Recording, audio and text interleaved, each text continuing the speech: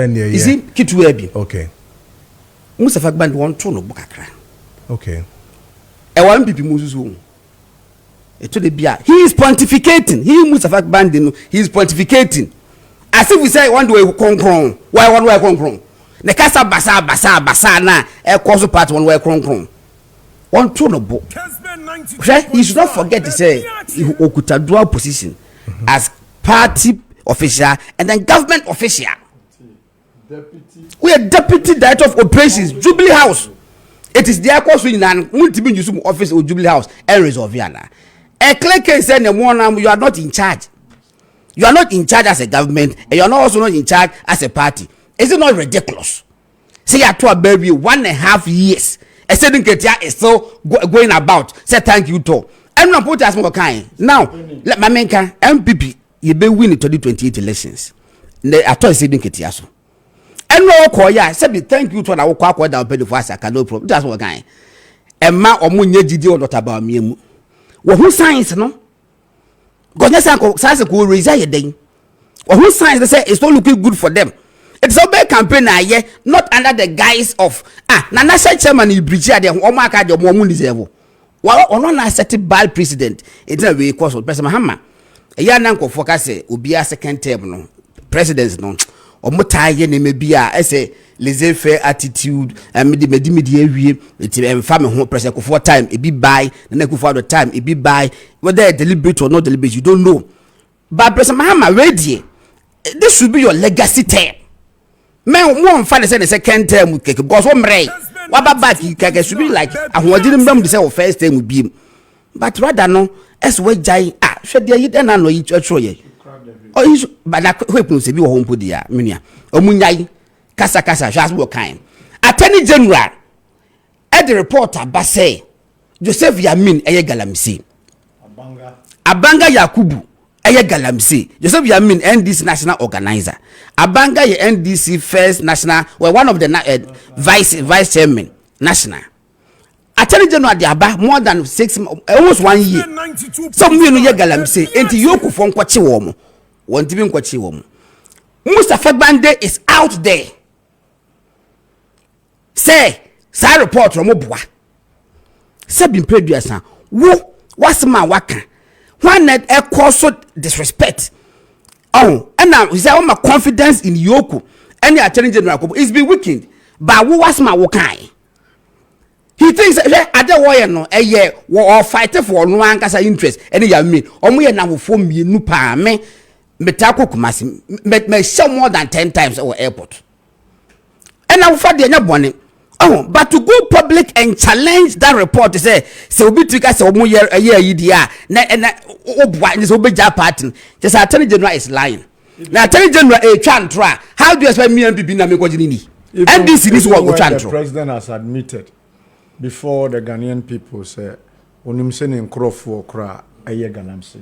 So why do you come to put a damper on the Attorney General's directive? Yoko for some months now. That is my point. When I refer at the end of the man, Attorney General refer the man. Very sensitive. What is that remark? And can be? What can be? Send the NPP ni and then once na krokoso ni mo kwakwa cheno. What cheno?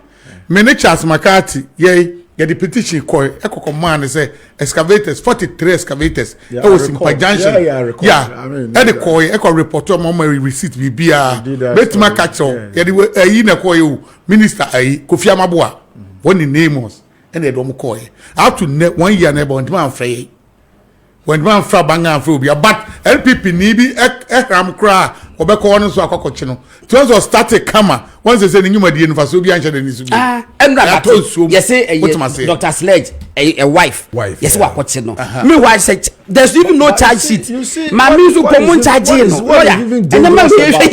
what is even dangerous about that thing is that when it comes to the OSP they have concluded their investigation but for the issue before the court say challenging their prosecutorial powers ye bibia anka omo charge but the post now say they arrested the lady Sledge's wife for OSP because of the OSP ongoing investigation into goal-rich business ni na se for. All right. Mame Nkombra na mema kojo ebo so taking a bet on Mustafa Bande Sema wa me too. Just a few minutes on that because yeah. In fact, when you're something, my brother. Yes. Now, me ko cha. Me meet you, ma to me who be a sana de ntie. Me mo me che obi bia, me nua ma me na omo ne e ko nakra na. We ni ho cha me different. And yes, and we are yes. Kwaje oni bibi. Party opposition, even no power mpa. Ese mo bie mataba mu. Election kwa me nua dem de kakra so. Asema ba Mustafa dem. Ni nyina ma link it together. What you must say? Ese mo bie mu no beard ehun timi hare no. Eni ko ase ye dey ye share obi so. Me ehun obi so quality bi che obi. Eti wo pro so step down masimesi ko. Eno ka ho na mkrofo bi mu ade kura o party mu. E man mkrofo bi hu mo ho so me different people kura. Ese mo don free different planet we. What you must say? Me no ka so mo born na kom ye dey. Na kom ye me big brother me ne nyina na at party headquarters so many years. Why party adwuma pa? And no doubt. But at the end of the day, we should greater Accra. Who's the greater Accra election about Bekoso? Who's some person Oko boy so as a regional chairman? One of the perfect gentlemen who buade bunu ebu obia. It would chance now show Oko boy now compare region honest with Shemua. Party in the Mr. in opposition, but at the end of the day, it's so young for Papa don't to Niamano. Then Crofa show most of what may win. What must say? But I know what say Nanakumia. Ajesuwa and Archibald the man MC wa what oko na dum ya hundo timi koye omo monia bread den say omo ma ai we nko what ma say oko boy nko no mo ni boy bi nko because omo collection no one support ai Bawumia no excellent no di to mo hu ba no support it ndi boy ni de no support Bawumia tema we nko me wa compare nipa ni mienu na hwe greater Accra the way hatie any obu e wa na big men se wa na no obi nko election nko gidam na person ba power in some years back nko nko fa ni boy nya we and onim de am ya NPP be ko opposition fa nyina afraid boy sorry what must NPP be ko opposition nyina ajeso waka ho bi wonu se man greater Accra mayor ye the man o ha wan twataw do pa akofa mayor wa mo ba afi ayi subu abedu wan twataw ha o wo be ko Jamestown no organize boys no ato aponchi ana sa suya no boys no dey insist we no boys ewi ade otimbe ye da bia wo be ko we wo fa empona no wo ba bi ho no mu a MPP base mami gamami wo be duru no mo place bi ho eno pe ajesu amene ne we ye nyina na greater Accra region won twataw position no bia won ban perform ono no pese o choose ni pa ma greater Accra sa akwa we what man say enti mi ko mani mu no mi nua Mustafa do me junior brother san me kan no me ne ye bonko mo ye bibia asimo kan de wum ena mi nua ka wo two position but the day so mo so check o mo national na no say ba be bo mu kakra e ko ye pa course of near more than 1,000 and go for even no nwumre mpodem panifo bi frame some to me bo ne ho ye na me say ba bia ni ho ye obia na obetima be di president papa bia o ma we mu abrekura ye on check ne niema ye to aba wie ya ne phone week no obi start campaign mo nka obi ko jogging keka mo say jogging o dey campaign obi onu ko training no ada na oni nipa ko jogging together because koto dey ne bo nyanya nche do mfa ne ho ukoka asem na ba Mustafa mu nyina wo headquarters ho wetima say wonso wakasa utie ne we no say enke thank you to nkenso mu nyina aka ho no mko na enso bibi nti no omo ye different idea thank you to ben nko mo kwakoye Mustafa Musa thank you to ben no kwakoye etu omo so mo candidate mo di free headquarters ba eno na ama party ni nyina nko ye no eti say ya to aba wie na se ye ba be ko ye bebu oman no ne atoto niema yi a ye wie ye na mo pem candidate a mo fa ways and means bi asa mo candidate me ba wo pe so chese nipa na eto aba man no na asa mo mpani no eto ndo ni choice okofia mo pe so okofia onkonko trans obi me share so won so be nya favorite no won so favorite candidate e de na ba aba ntu pe appointment a wa ya nyina no to oni nipa wo mu asebe obetimi na kwa na obetimi support no say ye ba na obi aye din eni ye nyina ye adwuma ni dura do obi aye bia no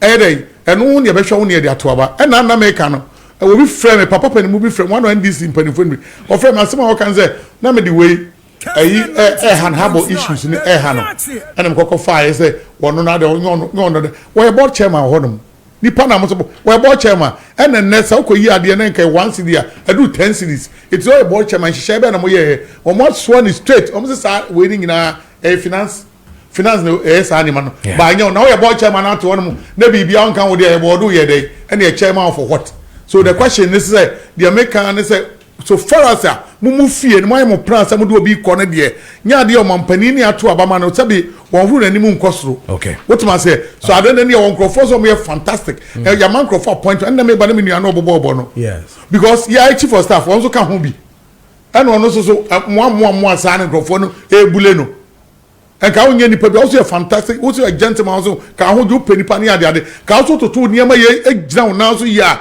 and ka sa appointees we musu ntimi nya rough and obi so ntimi but asa bibia na matwe me ho bibia asa bi so jogi ka kra wo ko and crofo se men ko bi usu ye nipa kase kakra ko na u fat ni fimu a o mo ka o se ma jame ko bi and crofo enwura obi so ko thank you to still na wo ko e wo dia wo se jogi ma jane chief soro ntimi pie bi do akoto machine abesi ni fie ho ano we ni training what be that I don't know the chief of staff man crofo and ko la show so okay etina me believe I agree minister na no one of the interview bi am share and o busa san crofo say atese wo so person ko president e ampa na ase eboa and o bubo opposition wadia kwakodru and o say de wadie no and de akara nim so ka say oba na chi no ko na nim a de na ka hwa ga short de wo so na short and de aka ba ko pe no o ya awie te bi de wo na nim na short de a onim say emra so be ko de wo na nim eti crofo nyum o mo aye no and na woni pool na mo kan de masa me afafa nto ho na me wo ayi na ohini nto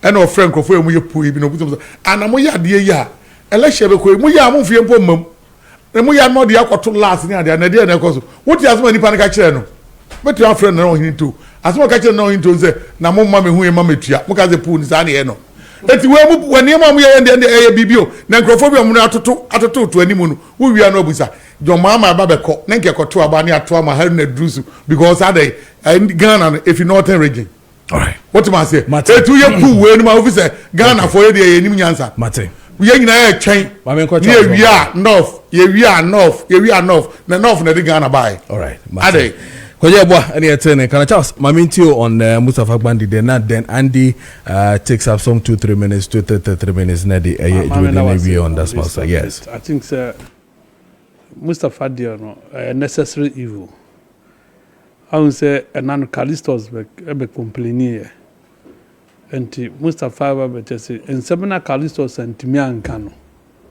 oba be chechim o say o si party executives or but ministers e botra omo edisika e koma amamfo just because of my ambitions e bi crowd ma meetings o kasa yewu I think was started o nua and oba o kasa adenimu pan some of wa can be bri as a disrespect ni na so na me bisa me won say orientation ben and o modi ma appointees orientation ben o di mo ye fa o madwuma wie ye no o mu do mu fantitie mu ana no mu do mu fantitie mu mo te ase se 2 minutes you obi dia e na wo ba beboa no enti wuntimi nye ane nema bi ana hwe ai education minister Haruna Idrisu has cause to complain say no person offer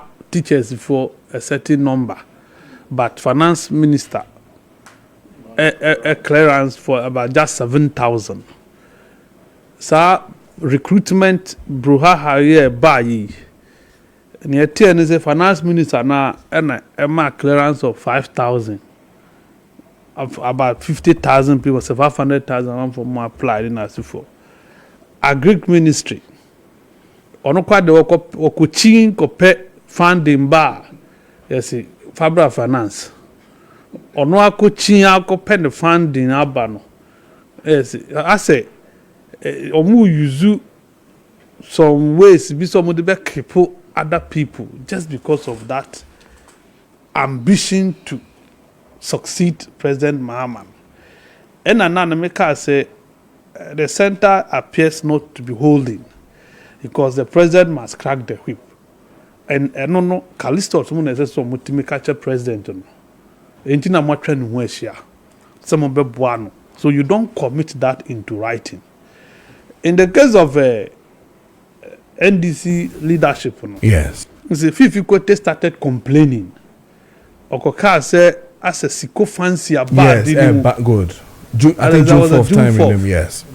And making that statement. That's a man for because of siko fancy, you know. I didn't nyempoa. Now they are urging the system on. More part, you know, can be dinatem.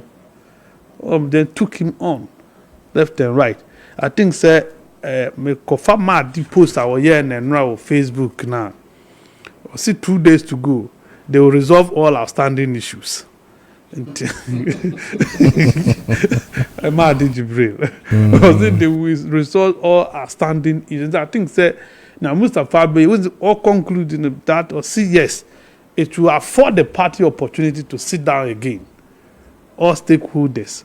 Na omumfa yi ntu yi na omungo money me we no na I think say Tuesday publication na MPP they drop or you face the wrath of Bawumia. Yes force aspirants on step down. Yes a typical example here Moses Abo. Moses is a friend to this house. Kesben 92.9 Chingana nyina so open national organizer na di. All of a sudden, Oma redirecting the course. So, Ombeye Greater Accra Regional Organizer instead of Niaonwa Dadwen who say when I'm a person may boa me party. Son of Muko Ground and say Bawumia see. Abra yedim se Bawumia and Nimhore. Gordon the Tioma friend Akacheno. I think it was in my publication. I stated it. No movie said or na catch me. But me for me ni we menye kwadwo ye bo anu ni me ahia.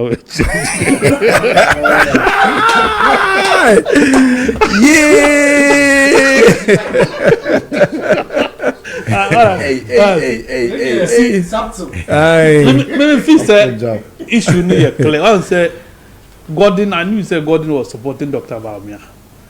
Or a Bawumia person or more internal no. Sana miracle ye Bawumia nipa.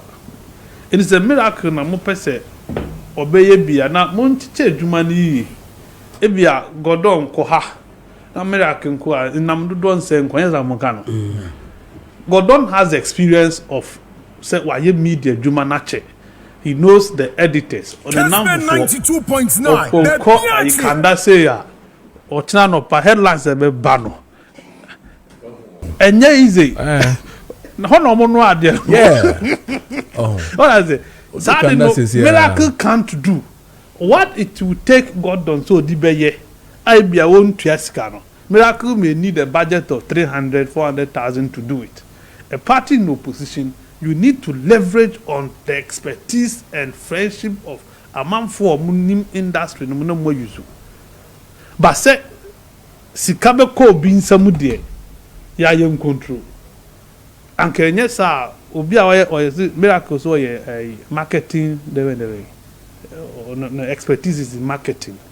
This man has done journalism for years, communication for years. You know, manage communication. Any media, why now be for? So if you are looking for somebody for media work, any communication, now we're marketing expert. No, be a media, why not be, you know? Local media street. That is it. The candidate is there. Mumfa candidate, Mumfa Bawumia share miracles as a brand him, rebrand him, and sell him as a marketing product. And leave the party communication leave the party communication for omo mbetimi communicate normal. And it takes tact. Now better inform our headline. No, we are going to Andy. On to me, this after now kwako so no I reach out when you have somebody who can do it easily. Easy. And I'm over Titi Mohunsa. But I say, Andy, I'm not chassis or honor, just 2-3 minutes on these arrests in the caucus. And I'm a brag or done. Charles McCarthy will finish with us on that exactly 9:45. Nafe, this arrest that is also going on. Your take on these ones? Yes, more time and I think the seniors the time is not ye bedi hu and that be kan wo ha and am say bedi hu that be ye kan wo ha na man for muti kumasi for you see adwuma na say face to catch say because Friday say bedi hu Friday ye ko see 11 Friday mu maye okay Friday ko see 11 because you know man for muti ha you know some sports program one of the perfect sport but we from Monday to Friday am ko mo nim kakra maye 11 pon ye duru ebebo aye mate what was it class we nyankola class class but you say topics na ya was saying yeah say exhausted time in there yes about the arrest and detention of MPP executives. Next started from Nancy Omuse Swedru, communication officer, and Bronyan in Asefo. You see, Council chapter 5 of our Constitution, fundamental human rights and freedoms, is enshrined on so be our one freedom or the Bekasa. Though in the same Constitution, it comes with some responsibilities. Untimen kasa by hasa, even though you are granted that liberty. As a student of governance, what I expect is these two major political parties will come together, have a conversation about this whole thing, building strong institutions, not strong men, and over-politicizing institutions of state. I would say the high-handedness of these state security apparatus, especially when you even go into the Constitution, me say about ube arrest you be council ha so catch no the offense ni ma waye baby awode no call ni nasefo ba na tie say omo pick that Swedru communicator and Asando or whatever his location his whereabouts was not known. MPP went to some Kodia omo call Asiedu Nketia national security omo until them say obi ma mo intel say mo or BNI can we say can down. You see, I think we should breathe life into all these things. We shouldn't weaponize this arrest to deal with political opponents. And it is incumbent on these two major political parties to come together and say, listen, we can do our politics. Let's leave institutions of states. Let's build strong institutions to be manned by principled professional men. Because on the party be our opposition, I want to arrest Nina for as persecution, ne harassment Nina for when they are in power, massa whatever they do. I mean, this state institution, state investigative institution, no. I mean, they'll go to your defense. A typical example is a party be our power. They are friend to what electoral commission. Electoral commission be before more the party in power and a different electoral commission. But when they are in opposition, electoral commission, omunye. So, Kwajo, and I know Sir Minuamu will take a bite on this. Yeah. I'm not happy about all these things. All right. It's all about governance. And it is a very dangerous way to path BIA chat to say you need to belong to a political party to be protected. No, that shouldn't be the case. So this arrest, I think the provisions are there. Uchi Obia can offense Streno is entitled to a lawyer. Sebeya sa edebano anubecha. We want to deepen governance. This whole architecture. This whole architecture. I want to deepen it based on what anchored on transparency, accountability, and responsibility. So that is my take on that. All right, but I say, Gordon, I'm a banner. So, but clearly, I mean, Charles Aka and Yema Bibre, and I think that I also want to voice a little on this one. I mean, Gordon is a fine gentleman. I mean, he's done his best when it comes to the industry and what he has really done, the commitment that he has in doing so many things. You know, the NPP party to have him on.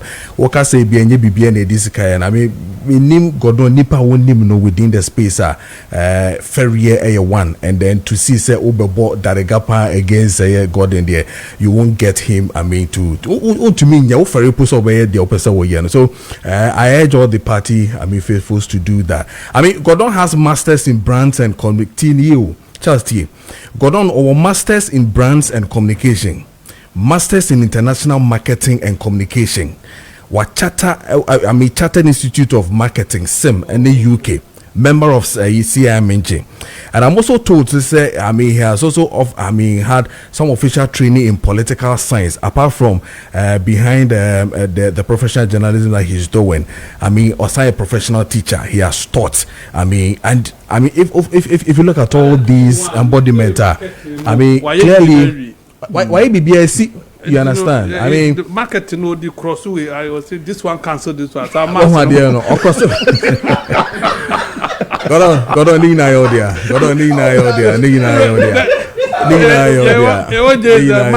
This cancel this. This one going to this one. But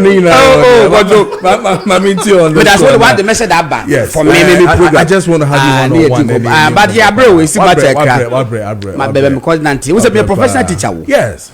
Me call Wesley College. Wow. Me feel Wesley College. Wow. I coach there 3 years. Wow. A village called that trade there as a teacher myself. And I'm from a bank. Okay, me bank I'm a call journalism school. Wow. Me ko ye adwuma crusading guy kakra statesman kakra powerhouse kakra and some me kuza ko university of Ghana ko political science ejire ne be ye kakra kakra me chartered marketer. Thank you. Me chartered marketer both UK and Ghana. Wow. You recognize me over bia. Wow. Intend it's not about school campaign school asem kwa dem nya so bia nka merisa but there's more to it. Yes, any come okay to be. Ura kandapa. What that's what? Oh boy. See, Kojo. Yes sir. Yen hwe adine ko siara me yana me wra hopa mani pawo.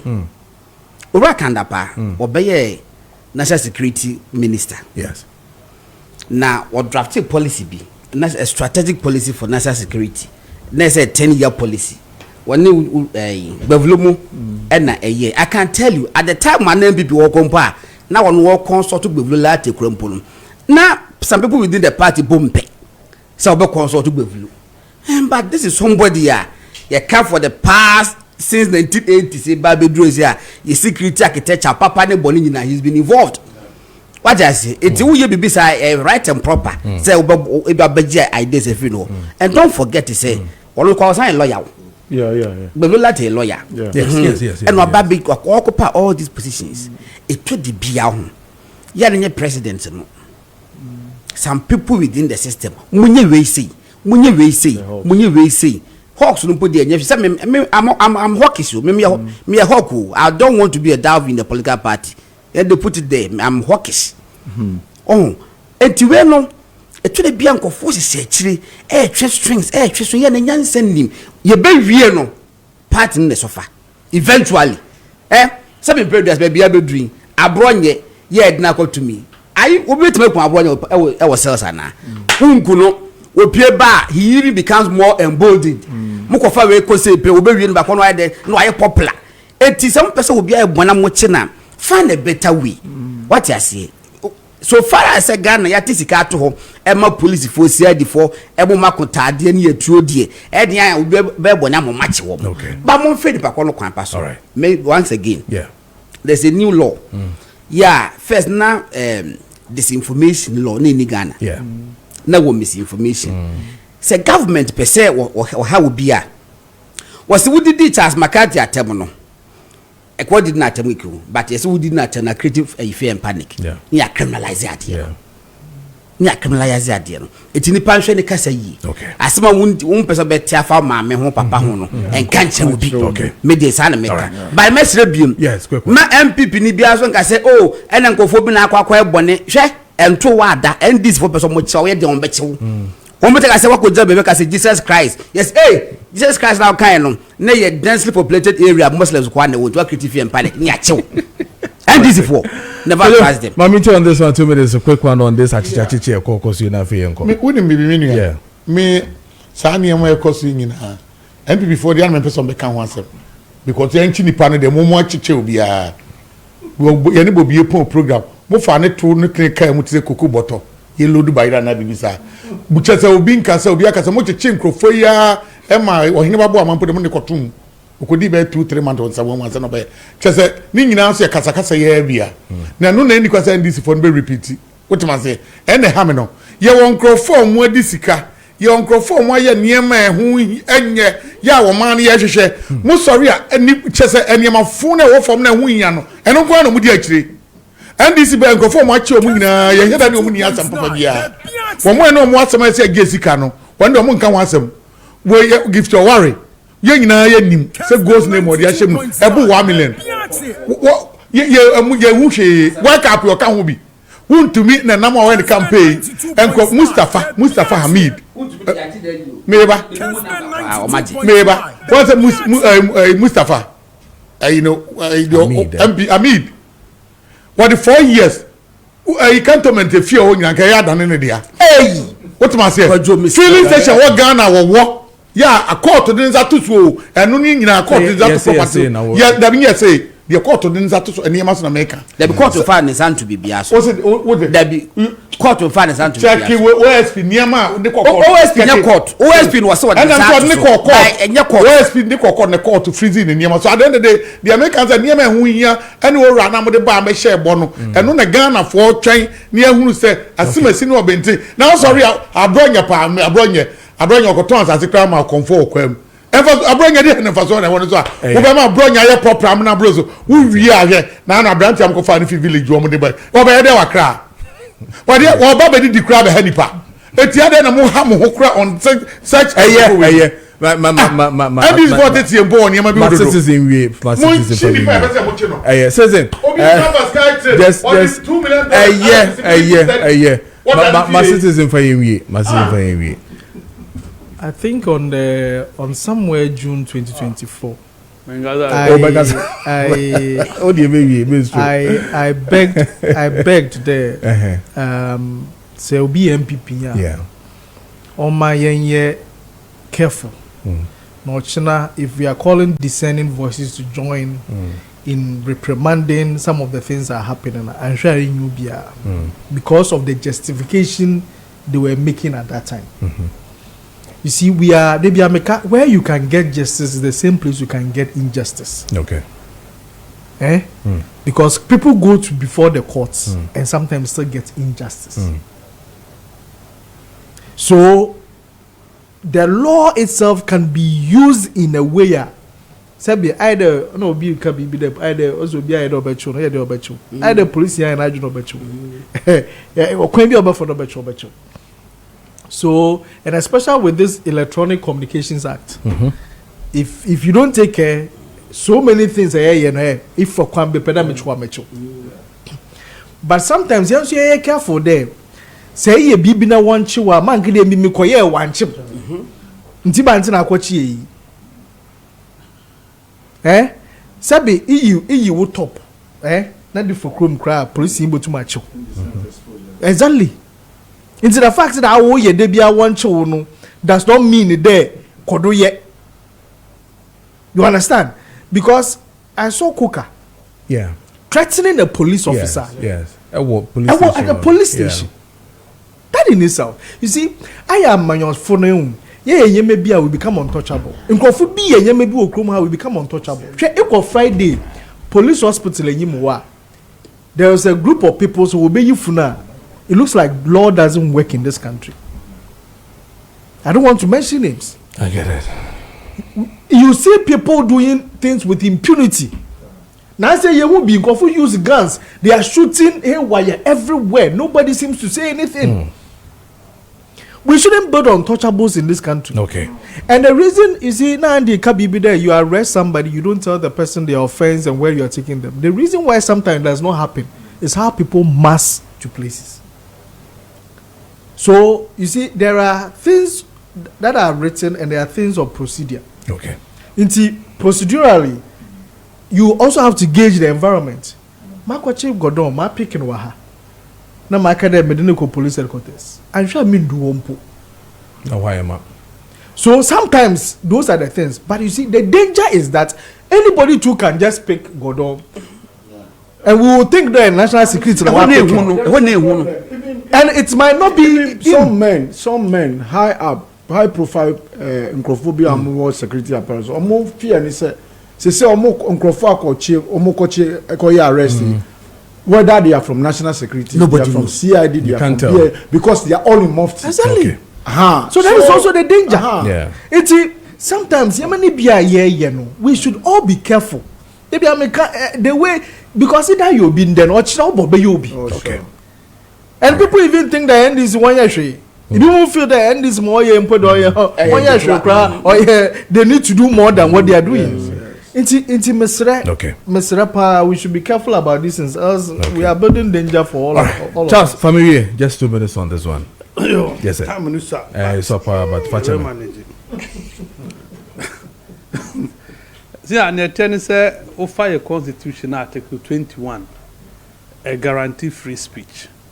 164, amount responsibilities. The fact say, ubeti me achire wadwin no, enye blank check. So you can say anything you want to say about people. And yes, I'm manager. You have right to speak, but I also have a right to protection of my reputation. Anyway, and it's a I can take you on. But see, there's a thin line between civil and criminal. And one issue no. But me can't some tiawa. For me, fast civil processing. Say a criminal, no, my criminal not take it. If it not omare no my.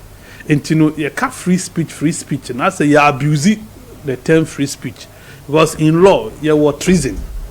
Even though you are free speech, you know, treason or your hate speech, you were inciting violence and a publication of false news. All these things, the law is against it. But what kind of free speech to us? See if you say the Constitution has given you that freedom to say whatever you want to say. No, there are limitations. But my man frontier CSR said me tia mean to me ni and ya tema ba onya mehwe. Nti me could dinner tema emra wo say di me fa. But me feel say we of course nyina no offer international covenant of civil and political rights article 19 so clear. It still states the responsibilities. Every right has a responsibility. Until you abuse that responsibilities now, well, your right to be curtailed. You bet chasu, you bet you. What is it? And the pepe. For instance, I brought you dewi. Menya lawyer ni, but I believe strongly. Say, but charge of media to a wrong charge. So say lawyer judge na. Yeah, what did judge nothing? Saying that he or she is not a judge. No wabon. And that wabon ne brofu nye ne handwriting nye. You see, he scandalized the court. And that falls clearly under Article 1262. Enter your contempt of court. Allow the court to invoke its inherent jurisdiction and deal with him. And your police. Judicial secretary now lodge complain. You should have told him see that be when as a police in Danka. Well, when ye police asem fakol namun koye ni see. That is and I think the new IG defend the CID boss Yako Donko or a lawyer ni she should have in-house training on the job training for the CID for on higher amount for mun say ska no mun training because I say every Oma kwese carpenter for they see everything as false publication publication of false news. Every BBO be in a publication of false news. That be for instance creating fear and panic. Yeah, Aguna West at the Esando a theft where we will be at work because and what editing. Yeah. NOD on one Copyright information issues. Copyright issues. When I go say no. The copyright issue. They say it's civil matter. Yes. But there's a criminality aspect of it. Theft is criminal. Yeah. Why is it? When we are being intellectual, but Nipa no son report it. So why are you? Nipa reported. In that case, he's the complainant. Okay. The person reported him. Okay. Nipa yes, our billboards. Okay. And they did complain in court. So the issues are different. It's the way the police goes about it. Whether a MPP and a NDC, no, a police for now you use all the NDC police, police. But those things are destructive. sometimes For instance, it's very intentional. Nana B say, na me can. Because you Nana don't B really know say, keke. Nana B say, Inside the end of the day, na the kokota, political flame. it won't stand the test of time. Nana B say, na the political flame na doom. And na or just the day or just say jama or the way reviving the political campaign. Ora na omo kan ye no. Alright. Omo ko jisi kam. Yapon. But let me administer it me ba. Yeah. President Mahama etro krata open letter. Okay. Ekoma na Kufuado. Okay. Ewo 2022. Okay. Ewo arrest e kokko so nyina. Okay. Enti nyame administer me ba letter ne be ba. Yeah, Ne ba be. Next week so no akache okon kanche Bawumia se sa tem di dia na ekoso na bronya ya ne yese onka oni mo hwe nyina se na o hye na no abronya se What abronya ko ka ba ko ye statement of the abronya